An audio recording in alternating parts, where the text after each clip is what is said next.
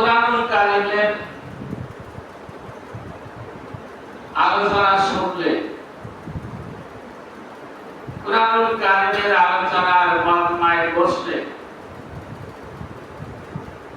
যারা মুমিন তাদের কলব নরম হয়। কি হয়? তাদের কলব নরম হয়, তাদের কলব থেকে অনুশোচনা আসে, তাদের ভুল ভেঙে যাওয়া সূচনা হয়, তাদের ভেতর থেকে কান্নার আওয়াজ আসে, চোখের পানি পড়ে। আর কি তারা যতটুকু ঈমান নিয়ে কুরআনুল কারীমের মাহফিল বসে, ঈমান ততটুকুর মধ্যে সীমাবদ্ধ থাকে না। আল্লাহ বলেন তাদের ঈমান আরো বৃদ্ধি হয়। কি হয়? সুবহানাল্লাহ বলবেন না? আল্লাহ কুরআনুল কারীমে আল্লাহ রাব্বুল আলামিন সূরা আনফালের 2 নম্বর আয়াতে, কয় নম্বর আয়াত? 2 নম্বর। সূরা আনফালের 2 নম্বর আয়াতে আল্লাহ রাব্বুল আলামিন বলেন, ইন্নামাল মুমিনুনা আল্লাযীনা ইযা যুকিরাল্লাহ,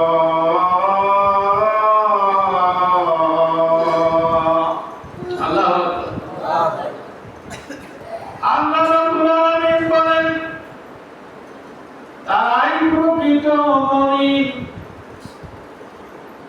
যখন তাদের সামনে কুরআনুল কারীমের আলোচনা করা হয়, আল্লাহর আলোচনা করা হয়, রাসূলের আলোচনা করা হয়, ইসলামের আলোচনা করা হয়, আর যেই মুমিনেরা শুনে, আল্লাহ রাব্বুল আলামিন বলেন সেই মুমিনদের তখন অন্তরসমূহ ওয়াজিলাত কুলুবুহুম, তাদের অন্তরসমূহ কেঁপে ওঠে। কি কেঁপে ওঠে? অন্তর কেঁপে ওঠে। কাদের? মুমিনদের। যারা প্রকৃত মুমিন, তাদের সামনে যদি কুরআনুল কারীম থেকে আলোচনা করা হয়, হাদিস থেকে আলোচনা করা হয়, দ্বীনের আলোচনা করা হয়, সেই মুমিনদের অন্তর তখন আর অন্তরে সীমাবদ্ধ থাকে না, সমস্ত মুমিনদের অন্তর কেঁপে ওঠে। কি ওঠে? অন্তরের মধ্যে আল্লাহর ভয় আসে, জাহান্নামের ভয় আসে, পরকালের ভয় আসে, কবরের ভয় আসে। তারা এমন অনুশোচনা করে যে আমাদের জীবনটা আমরা এই করবে বরবাদ করে দিয়েছি, আমাদের মন করে চলার জন্য, চলার ব্যাপারে তারা মনে মনে বলে আল্লাহ কি করেছি, আমরা তো বলেছিলাম এতদিন আমাদের বিগত কাজগুলো মন করা কথা মন করা ভাবে চলেছি, এটা আমাদের ঠিক হয় নাই।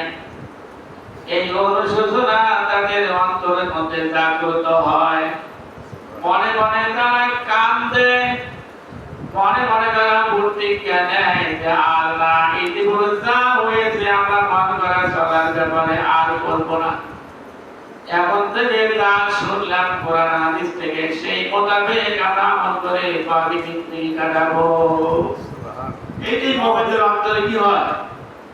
অনুশোচনা হয়, তার মনে মনে প্রতিজ্ঞা নেয়। আল্লাহ রাব্বুল আলামিন তাই বলেন প্রকৃত মুমিন হলো তারাই যাদের সামনে কুরআনুল কারীম থেকে যখন আলোচনা করা হয় আর যেই মুমিনেরা শুনে তাদের অন্তর সমূহ কি হয়? কেঁপে ওঠে। কি হয়? কেঁপে ওঠে, তারা ভয় পায়। আর কি ওয়াইদা তুলিয়াত আলাইহিম, আল্লাহ বলেন আমার কুরআনুল কারীম থেকে যখন মুমিনদের সামনে তেলাওয়াত করা হয়, কেউ যদি তেলাওয়াত করে আর যে মুমিনেরা সেই তেলাওয়াত শুনে, সেই মুমিনরা কুরআনুল কারীম তেলাওয়াত শুনে আর মুমিনদের সামনে যখন কুরআনুল কারীম তেলাওয়াত করা হয়, কুরআনুল কারীম তেলাওয়াত করে বুঝাই দেয় জাদাতুহুম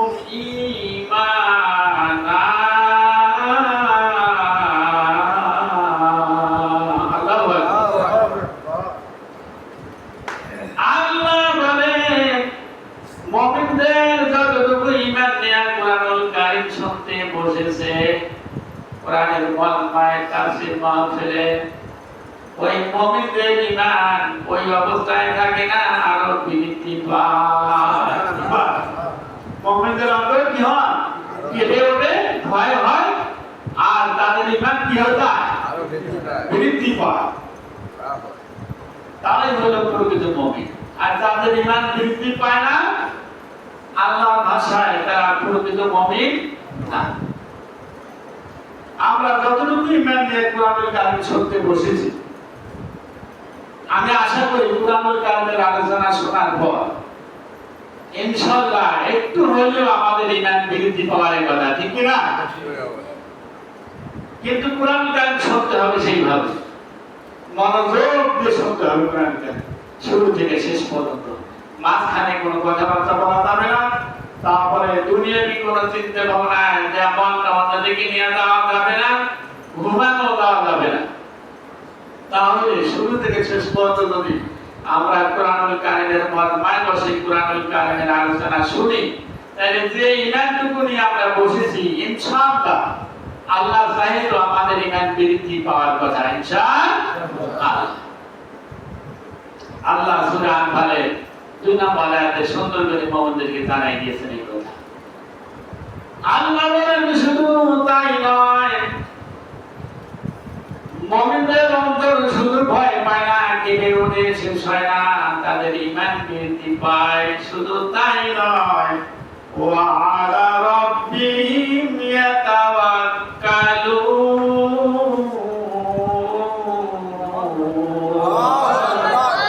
আল্লাহ রাব্বুল আলামিন বলেন প্রকৃত মুমিন যাদের যে বাজারা তাদের একমাত্র আল্লাহর উপর ভরসা করা তাদের উচিত। প্রকৃত মুমিন তারা কার উপর ভরসা করে? কার উপর? আল্লাহর উপর ভরসা করে। কার কথা? আল্লাহর কথা। আল্লাহ তিনটা জিনিস সেই সূরা আনফালের 2 নম্বরে 3 আয়াতে বলেছেন। একটা হলো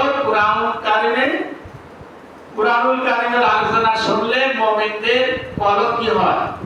নরম হয়। কি হয়? নরম হয়। তারপরে কোরআনুল কারীমের তেলাওয়াত শুনে যখন আলোচনা যখন শুনে প্রকৃত মুমিন তাদের ঈমান বৃদ্ধি পায়। কি পায়? তারপরে তৃতীয় নম্বর কথা হলো এই আয়াতে বলেছেন ওয়া আলা রাব্বিহিম ইয়াতাওয়াক্কালুন। মুমিন তারা ভরসা করবে কার উপরে? আমরা পুরো সবাই মুমিন, আমরা ভরসা করব কার উপর? আল্লাহর উপর সব সময় ভরসা করবে ইনশাআল্লাহ। ঈমান বৃদ্ধি পায়। কি পায়? সাহাবায়ে কেরামদের কোরআন শোনার, আল্লাহ রাসূলের মুখে কোরআনুল কারীম শোনার পরে ঈমান বৃদ্ধি পেয়েছে। পায়নি? পাইতে সাহাবায়ে কেরামদের ঈমান পাহাড়ের মতন বিশাল আকার ধারণ করেছে। আর কোরআনুল কারীম শোনার পরে আমাদের অন্তরে কেঁপে তো দূরের কথা, ঈমান বৃদ্ধি পাওয়া তো দূরের কথা, মুনাফিকি বাড়ে। কি হয়? কথা বলে না। কি হয়? মুনাফিকি বাড়ে। যাদের ঈমান বৃদ্ধি পায় না, যাদের অন্তর কেঁপে ওঠে না, যারা আল্লাহর উপর ভরসা করে না, তারা মুনাফিক। তারা কি? অথচ আল্লাহ নবীর চিরিত প্রথা অনুযায়ী, আল্লাহ নবীর প্রথা অনুযায়ী প্রতিদিন ভোরাইতে উঠে কোরআন তেলাওয়াত করত আল্লাহ নবী। অভ্যাস মতো কোরআনুল কারীম যখন আল্লাহ নবী তেলাওয়াত করতেন, এত মধুর কণ্ঠ ছিল আল্লাহর নবীর। আল্লাহ নবীর এত মধুর কণ্ঠ ছিল, আগান দিয়ে জিন যাইতো। কি যাইতো? জিনেরা আগান দিয়ে ওড়ে, তাদের ডানা আছে। কি আছে? ডানা আছে। জিনদেরকে দেখা যায়? দেখা যায় না। জিনেরা আমাদেরকে দেখে। জিনেরা আমাদেরকে দেখে, জিন আর আমরা জিনকে দেখতে পারি না। আল্লাহ নবীর অভ্যাস মতো পূর্তি রাতে ভোরবেলা ভোর রাতে উঠে কোরআন শরীফ তেলাওয়াত করতেন। তার এটা একটা বড় আমল ছিল।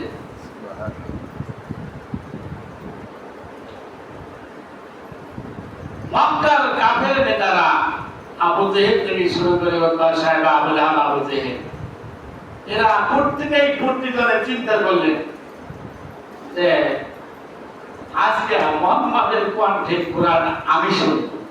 আবু জেহেল মনে মনে করে আমি শুনবো মুহাম্মাদের কণ্ঠে কোরআন। আবু জেহেল মনে মনে চিন্তা করে সারাদিনে আজকে রাতে মুহাম্মাদের কণ্ঠে আমি কোরআন তেলাওয়াত শুনবো। মুহাম্মদ কি বলে, কোথায় পায়, কে শিখায়? আবু লাহাব মনে মনে চিন্তা করে আমি আজকে রাতে গিয়ে মুহাম্মাদের কণ্ঠে কোরআন তেলাওয়াত শুনবো, আর দেখবো কে শিখায়, কোথায় পায়। আবু বকর, আবু জেহেল চিন্তা করে মনে মনে, আবু লাহাব জানে না, আবু লাহাব চিন্তা করে মনে মনে, আবু জেহেল জানে না। উতবা ওই রকম চিন্তা করে আমি কোরআন তেলাওয়াত শুনবো, কিন্তু কেউ যেন না জানে। এমনি করে কুরাইশ নেতারা মনে মনে সকলে চিন্তা করে কোরআন তেলাওয়াত আজকে রাতে শুনবো, কিন্তু কেউ যেন না জানে আমি কোরআন শুনতে গেছি। কেউ যেন না জানে আমি কোরআন শুনতে গেছি। রাত এসে গেল। আল্লাহর নবী রাতে উঠে কোরআন যখন তেলাওয়াত শুরু করে দিলেন, আবু জেহেল, আবু লাহাব, উতবা সাহেব, মুগিরাতের কাফের নেতা, তারা গভীর রাতে আসেন একা একা, কেউ না জানে। রাসূলের ঘর ঘেরাও করে দেওয়ালে বেড়ায় টালিতে পিঠ লাগাইয়া দাঁড়িয়ে দাঁড়িয়ে সকলেই কোরআন শোনে। সকলেই শুনে, কেউ কাউকে দেখে না, জানে না, বোঝে না। আল্লাহ নবী সূরা আল-হাক্কা তেলাওয়াত করতেছিলেন। তেলাওয়াত শুনে আবু জেহেল, আবু লাহাব, উতবা সাহেব সকলেই বলে, সকলেই মনে মনে বলে পাই কোথায় এগুলা কে শিখে, কেউ তো জানে না। আপনার সামনে তো কিছু নাই, আবার বসে বসে কি করে? এটা নিশ্চয়ই মনে হয় কবিতা আবৃত্তি করে। কি করে, কি করে? কাফের নেতারা মনে মনে ভাবতেছে, সকলে জোরে জোরে না, মনে মনে, যেহেতু সামনে কোনো বই নাই, কি নাই, ডাইনে বামে পিছনে সামনে কেউ নাই যে তাকে শিখাই দেয়, পড়াইয়া দেয়, কিন্তু বসে বসে কি যেন পড়তেছে, আর এত ভালো লাগতেছে শুনতে। এটা হয়তো একটা কবিতা, সে কবিতা আবৃত্তি করতে জানে, এই জন্য শুনতে ভালো লাগে। সারা রাতে কবিতা এইভাবে আবৃত্তি করে, আর সকাল বেলায় মুহাম্মদ রাত যেখানে পায় সেইখানে এগুলা শোনায়। এগুলা শোনায়, শুনতেছেন তো ভালো করে? এরা মনে মনে ভাবে। আল্লাহ নবী কাফেরদের চিন্তা ভাবনা আল্লাহ যেভাবে ওইভাবে ওই মাধ্যমে হোক, আর যেভাবে যতটুকু আল্লাহ জ্ঞান দিয়েছেন সেই মাধ্যমে হোক, কাফেরদের এই চিন্তা ভাবনা আল্লাহ নবী জানলেন। জানার পর আয়াত তেলাওয়াত করলেন, ওয়া মা হুয়া বিকাউলি শাইরিন ওয়ালিলাম মা তুমিনুন। আল্লাহু আকবার। কাফেরদের সেই চিন্তা ভাবনা যে মুহাম্মদ কবি, আর বসে বসে কবিতা আবৃত্তি করে, আর সকাল বেলা হলে তাকে যেখানে নাগাল পায়, সাক্ষাৎ পায়, দেখা পায়, সেখানে সেগুলো বলে। অবশ্যই মুহাম্মদ কবি, আর যা পড়তেছে এটা কবিতা। এটা কি? আল্লাহ নবী জানাই দিলেন, ও মক্কার নেতারা, তোমরা যারা কোরআন শুনছো, তোমরা তো জানো না যে তোমরা আমি হয়তো জানি না, আমি জানি, কিন্তু মনের কথা বলে দিচ্ছি, সেটা হলো ওয়া মা হুয়া বিকাউলি শাইরিন ওয়ালিলাম মা তুমিনুন। আল্লাহ নবী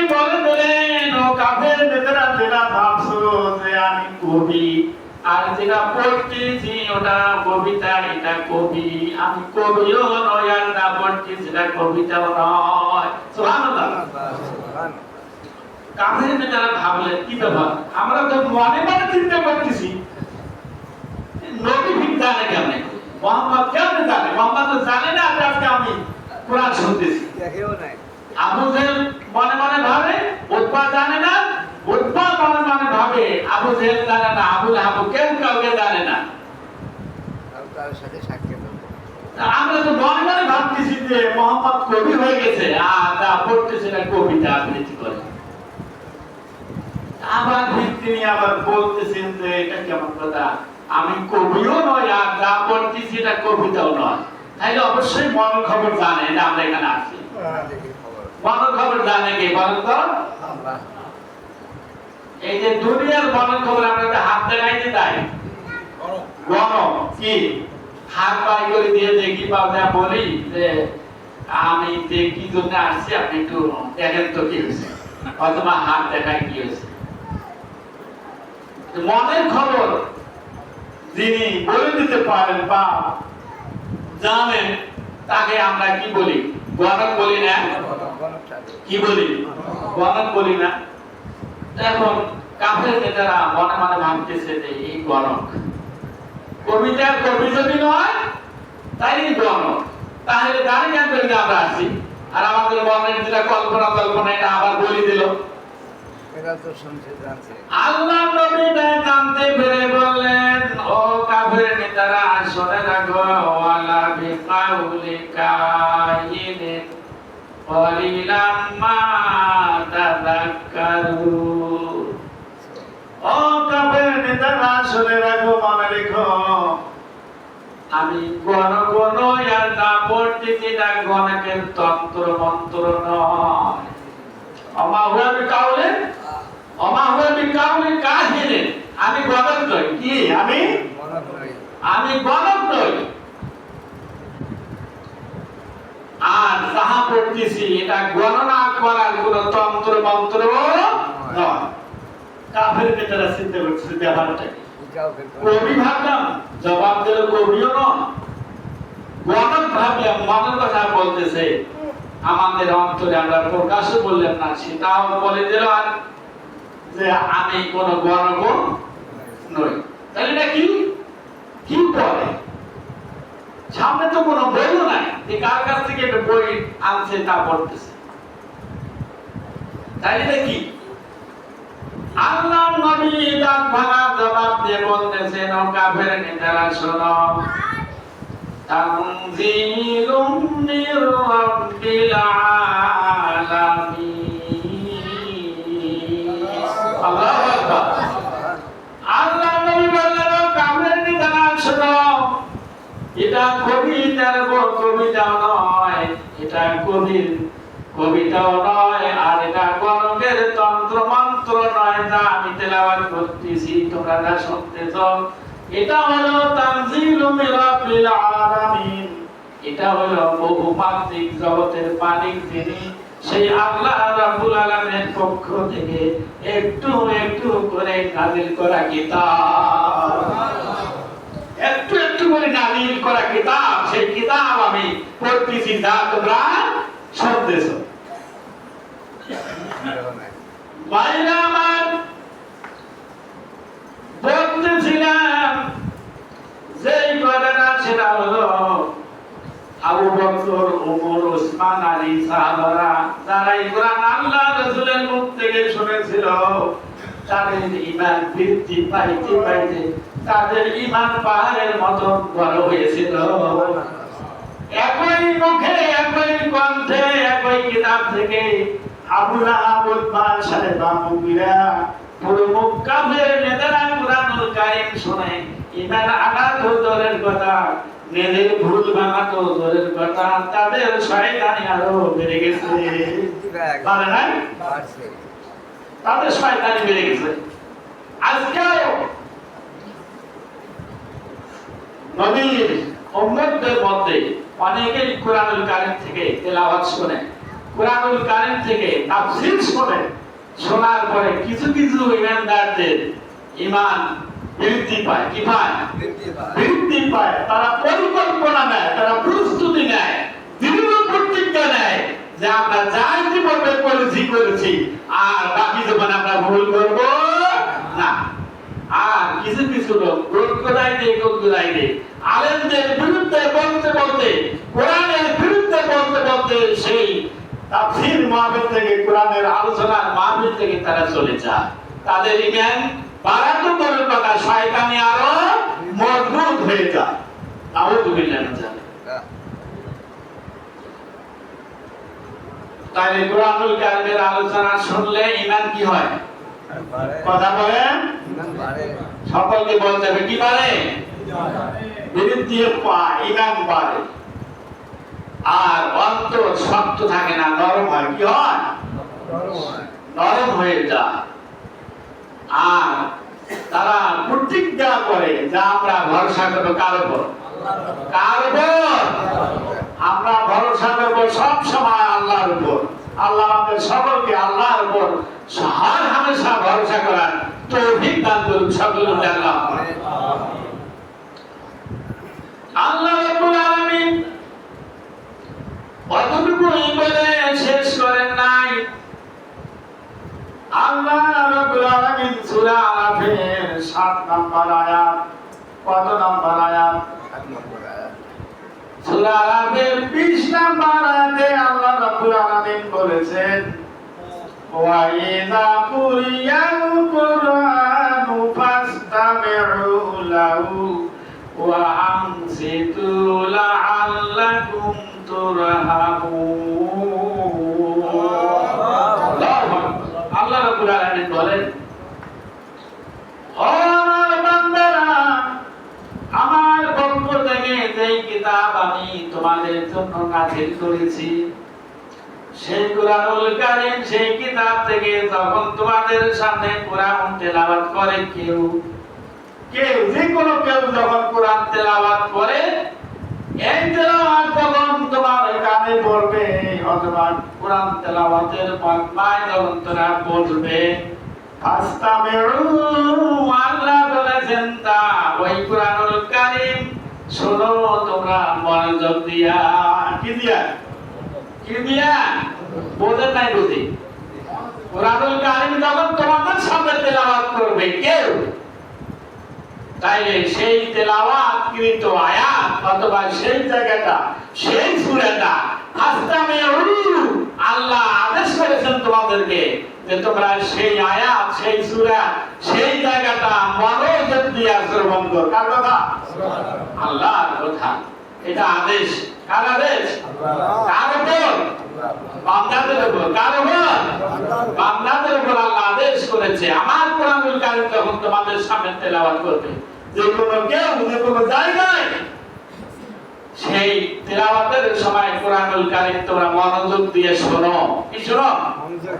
এটা আল্লাহর আদেশ বান্দাদের উপর। কার উপর? বান্দাদের উপর। যদি তোমরা মনোযোগ দিয়ে কুরআনুল কারীম শুরু থেকে শেষ পর্যন্ত শোনো, আল্লাহ রাব্বুল আলামিন বলেন, লাআল্লাকুম তুরহামুন, আমি আল্লাহ রাব্বুল আলামিন বলতেছি তোমাদের উপর আল্লাহর পক্ষ থেকে রহমত বর্ষিত হবে। তবে মনোযোগ দিয়ে শুনতে হবে, কোনো কথাবার্তা বলা যাবে না। মাজমায় বসে কুরআনুল কারীমের তাফসীর মাহফিলে মাজমায় বসে কোনো বাইতি কোনো চিন্তা ভাবনা করা যাবে না। চিন্তা ভাবনা করতে হবে হুজুর কি বলে, মুফাসসির কি বলে, সেটা আমি শুরু থেকে শেষ পর্যন্ত মনোযোগ দিয়ে চুপ থেকে শুনবো এবং সেই অনুভূতি বাকি জীবন কাটাবো। তাইলে আল্লাহ বলেন তোমার উপর আল্লাহ রহমত বর্ষিত হবে। আর যদি ঘুমাই, অন্য চিন্তা ভাবনা করি, কথাবার্তা বলি, তাইলে আল্লাহর রহমতের আশা করা যাবে? করা যাবে না। অথচ কুরআনুল কারীমের আলোচনায় বসে যদি মনোযোগ দিয়ে না শুনে মনটা এদিক ওদিক যায় অথবা কথাবার্তা বলি, তাইলে কুরআনুল কারীমের সঙ্গে বেয়াদবি হবে। কি হবে? কোরআনুল কারীমের সঙ্গে বেয়াদবি হবে। এই বেয়াদবির কারণে আল্লাহর রহমতের মানে পরিবর্তে আল্লাহর গজব আসতে পারে, আল্লাহর লানত আসতে পারে। সম্মানিত ভাইরা, কোরআনুল কারীম শুনলে কলব নরম হয়ে যায়, হৃদয় নরম হয়ে যায়, মরুদের হৃদয় কাঁপে, ক্রন্দন আসে, চোখের পানি পড়ে, তাদের পরিবর্তন আসে, আর তাদের ইমানি চেতনা বেড়ে যায়। কি বেড়ে যায়? ইমানি চেতনা বেড়ে যায়। আর নবীন তারা ভরসা করবে কার উপর? কোরআনুল কারীমের আলোচনা শুনে কোনো কথাবার্তা বলা যাবে না।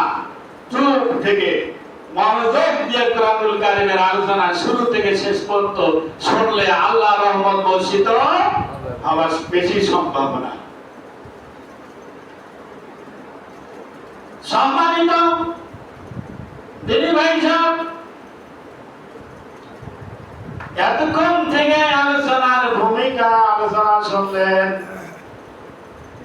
এখন আজকের পঠিত আয়াতের মূল আলোচনা যেতে চাই। আল্লাহ যদি তৌফিক দান করেন, আজকের ধারাবাহিক আলোচনার 21 নম্বর আয়াত সূরা নূহ থেকে মূল আলোচনায় যাব।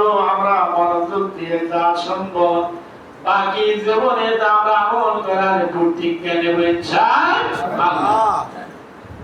আল্লাহ নবী হযরত নূহ আলাইহিস সালাম 900 বছর তিনি দাওয়াত দিয়েছিলেন, গোপনে প্রকাশ্যে। যত কৌশল ছিল দাওয়াত দেওয়ার সব কৌশল শেষ করার পর জাতি যখন শয়তানি শুরু করে দিল এবং তার বিরুদ্ধাচারণ করা শুরু করে দিল, তাদের উপর শারীরিক শুধু নির্যাতন নয়, সকল প্রকার নির্যাতন তার উপর শুরু করে দিল। পাগল বলল, জাদুকর বলল, বিভিন্ন ভাষায় তাদের তাকে কষ্ট দেওয়া শুরু করে দিল। আল্লাহ নবী নূহ আলাইহিস সালাম তখন আল্লাহকে জানাইলেন, অত্যন্ত বিনয়ের সুরে জানাইলেন। কি জানাইলেন? আল্লাহ নবী নূহ আলাইহিস সালাম বললেন, আল্লাহ দিন রাত একাকার করে, দিনের আলোতে রাতের অন্ধকারে প্রকাশ্যে গোপনে আমার জাতিকে ঈমানদার করার জন্য, আল্লাহ ওয়ালা করার জন্য দাওয়াত দিলাম। দাওয়াতে তো ভালো হলো না। সকলে মিলে আমার বিরুদ্ধে ষড়যন্ত্রের জাল এমন ভাবে বেঁধেছে, সেই ষড়যন্ত্রের জাল কখনো বিনষ্ট হবার সম্ভাবনা নাই। অতিষ্ঠ হয়ে দেয়ালে যখন পিঠ লেগে গেল, তখন নূহ আলাইহিস সালাম আল্লাহর কাছে ফরিয়াদ করলেন। কি করলেন? আল্লাহকে। আল্লাহ তো সব দেখে, সব জানে, সব বুঝে। তারপরে বললেন,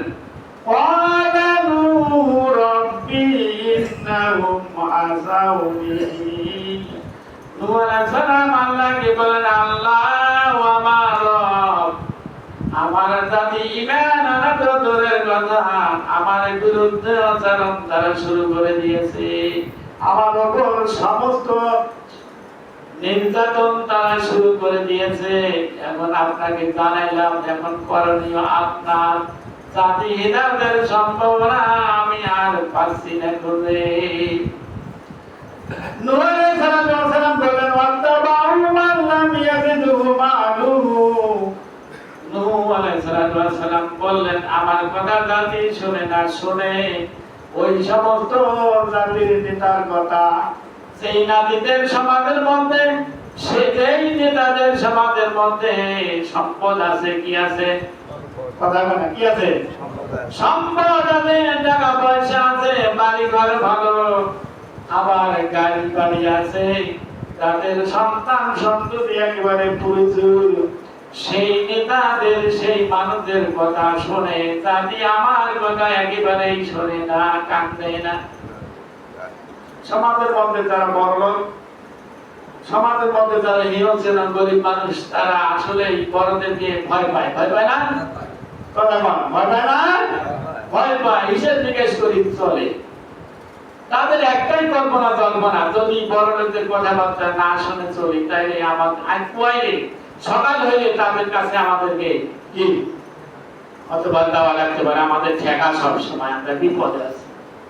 আর বড় লোকেরা, বিত্তবান লোকেরা একেবারে সমাজের লোকদের, গরিব লোকদের একেবারে কোন ধারা করে রাখার চেষ্টা করে, ভয় ভীতি দেখায়, কথায় কথায় তারা কিন্তু তাদেরকে ভয় দেখায়। কি দেখায়?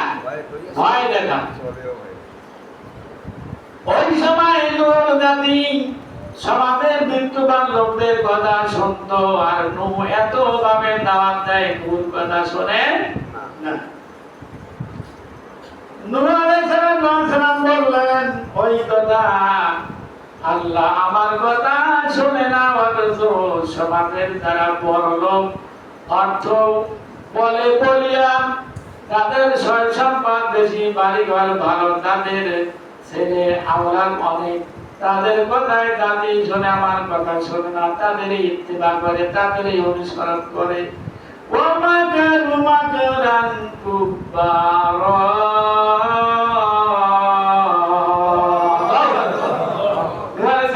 আল্লাহ ষড়যন্ত্রের জাল এমন ভাবে পেতেছে যে জাল কখনো বিনষ্ট হবার সম্ভাবনা নাই। সে জামানা বলি আল্লামা দেলাওয়ার হোসেন সাইদি যেমন তার শেষ বক্তব্যে চট্টগ্রামে বলেছিলেন, বলে নাই?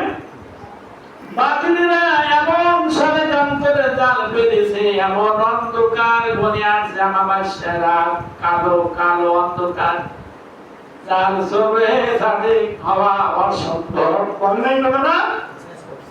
ওই তখন থেকে শুরু করে এই 5ই আগস্ট পর্যন্ত এই অন্ধকার ছিল, আলো ছিল। দেশের মধ্যে কোনো আলো ছিল না, সমাজের মধ্যে কোনো আলো ছিল না, শুধু অন্ধকার অন্ধকার। মানুষ শান্তি খুঁজে পায় নাই, মানুষ প্রাণ ভরে কোনো কথাবার্তা বলতে পারে নাই, ইমামের মসজিদে হক কথা বলতে পারে নাই, তাফসীর মাহফিলে মুফাসসিরগণ মুখ খুলে কোনো হক কথা বলতে পারে না। এমন অন্ধকার ছিল। শুধু 5ই আগস্ট আলোকিত হয়েছে এই দেশ। কি হয়েছে? আলোকিত হয়েছে, আলো খুঁজে পেয়েছি। তখন থেকে শুরু করে সকলে নির্দ্বিধায় স্বাধীন মানুষ হিসেবে স্বাধীন দেশে বসবাস করে স্বাধীনভাবে কথাবার্তা চলাফেরা করতে পারছে ইনশাআল্লাহ। নূহ আলাইহিস সালাম এই কথাই বলেছিলেন, ওয়া মাকারু মাকরান কুব্বারা, জাতি ষড়যন্ত্রের জাল এমন ভাবে পেতেছে, জাল ছেড়ে দেওয়া বা ষড়যন্ত্র দূর হওয়া, ঈমান গ্রহণ করা কোন পক্ষে আমি তাদের কোনো সম্ভাবনা খুঁজে পাই না।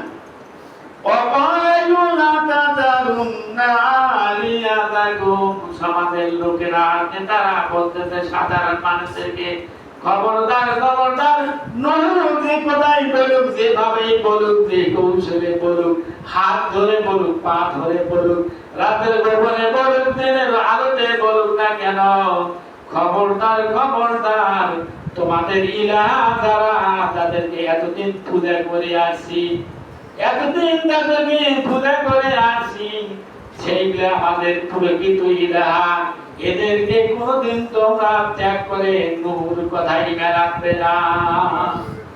লা তাযারুন্না আলিহাতাকুম, খবরদার তোমাদের পূর্বপুরুষের সাথে উপাসনা করে আছে, যেগুলোকে মাবুদ বানিয়ে নিয়ে মনে করে আসছে, মাবুদ বানাইছে, ইলাহা বানাইছে, যেগুলোকে উপাসনা করেছে ঢোক ঢাল পিটাইয়া, যেভাবে হোক না কেন তারা, সেই ইলাহা গুলোকে তোমরা ভুলে গিয়েও না, সেগুলোকে ত্যাগ করে নূহর ধর্ম গ্রহণ করো না, নূহর অনুসরণ করো না, নূহর কথা কান দিও না।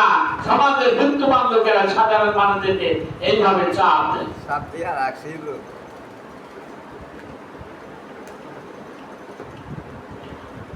সম্মানিত দিনী ভাই সব,